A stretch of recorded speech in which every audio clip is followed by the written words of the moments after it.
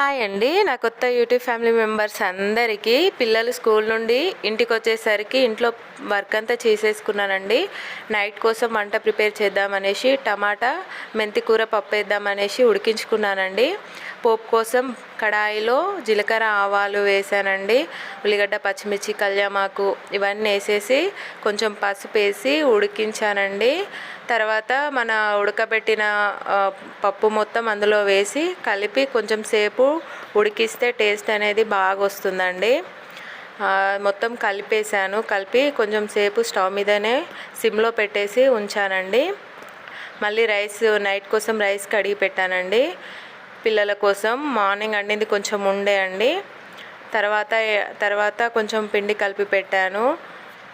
Morning fried rice చేసి బాక్స్లో పెట్టానండి పిల్లలకి. అది కొంచెం ఉండే తిందామనేసి పెట్టుకున్నానండి. కానీ పప్పు టేస్ట్ చూద్దామనేసి వైట్ రైస్ పెట్టుకొని కొంచెం పప్పు తిన్నాకనే ఫ్రైడ్ రైస్ తిన్నానండి. టేస్ట్ బాగా వచ్చింది. ప్లీజ్ సబ్స్క్రైబ్ మై ఛానల్ అండి.